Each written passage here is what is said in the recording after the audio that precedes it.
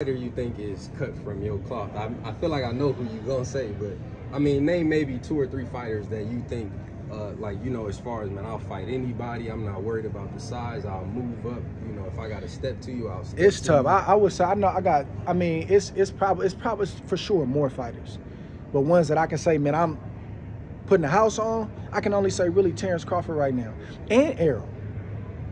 It's not about wins and losses. It's about the willingness. So Errol is definitely that guy. He ain't duck no smoke. I'm sorry, I never heard your response or you comment on Bud potentially fighting Canelo. I know it's probably not going to happen, but what do you think about that?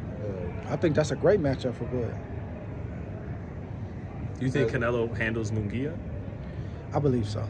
Yeah, Munguia is tough. He's a good fighter. It ain't a give me fight by no stretch, but I think he should come out on top of that. What happened with your guy Triple G? You know what I'm saying?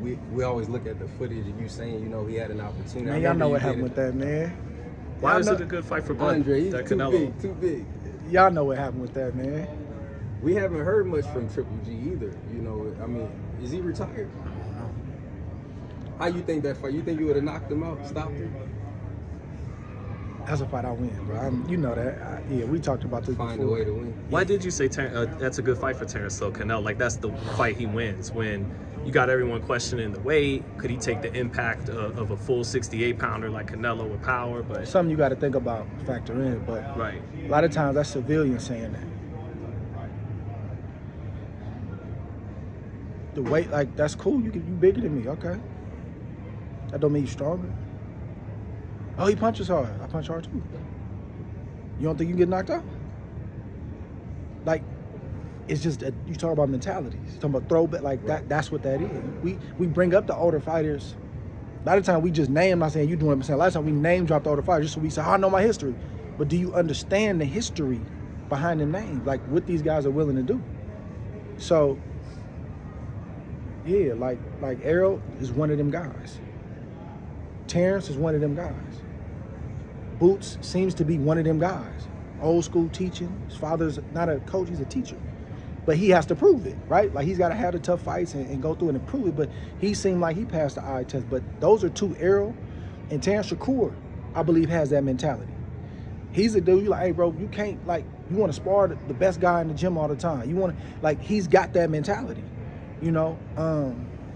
So it's a handful of guys that I see, and it's more, you know, if I really sat and thought about it, but it's not a lot. Plus, how does Shakur get away from that, you know, the infamous boring label and, you know, when you basically, you know, boxing and people want to see you brawl, you went through that, Mayweather went through that, Lara went through that. Yeah. How you get away from that? It's part of the game, man. You just you gotta fight your way out of it. You gotta fight your way out of it. I had to deal with it, Floyd had to deal with it. You gotta fight your way out of it. You know, this boxing, so our off nights or bad nights, it's just in front of the world. The rest of the world, you can have off night, off day at work, we'll never know. We just got cameras and we got the whole world watching. So, but I like that for Shakur though. My last one for you. Let me finish this real quick. Okay. And I tell him all the time, I say, you can't be the big dog if you don't know how to deal with this. Yeah, you got to be able to shoulder that. You got to be able to stand up under that. Yeah, that come with it. I'm the best. Okay, so what you asking for when you say you want to be the best is you got to deal with that pressure. Not just in the ring, out of the ring. You got to deal with people doubting. You got to deal with people saying you're not who you know you are. You got to have a reason to do this, bro.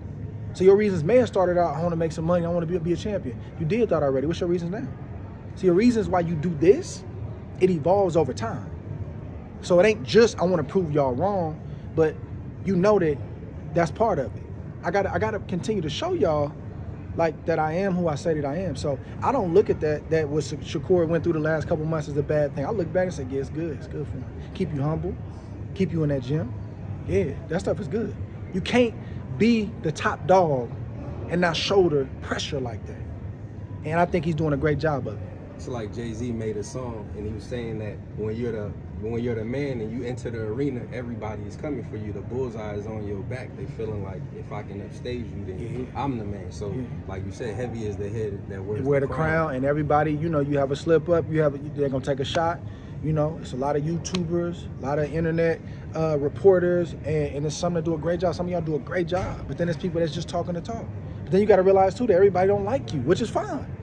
It's part of the game, bro. Come with this thing. Where do you as a fighter ever look? Oh, go ahead. I just one last one for you. Yeah. Do those young guys, do they reach out to you? Do you have relationships with them as far as like mentoring? And if so, who? Like, what can you tell us about? Yeah, I'm not gonna give a lot of names, but I talk to a lot of guys, man, and you know, some guys, you know, reach out for various reasons. They want you to try to fix it, or they think, you know, hey, you can give them the special antidote, and it's like, it don't work like that, bro. Like, I can give you what I can give you, but it don't work like that.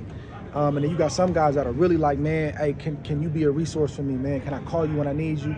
Absolutely. It's guys that I go pull up to their camp, you know, for 3-4 days, a week, or whatever it is. So absolutely, man, and that's part of how I pay it forward. I didn't always have guys like that. You know what I'm saying? I had local guys. I didn't really have a guy at the highest level that I could reach out to, so I try to be that guy. Thanks, Trey. Appreciate it. Appreciate y'all. Appreciate it, man.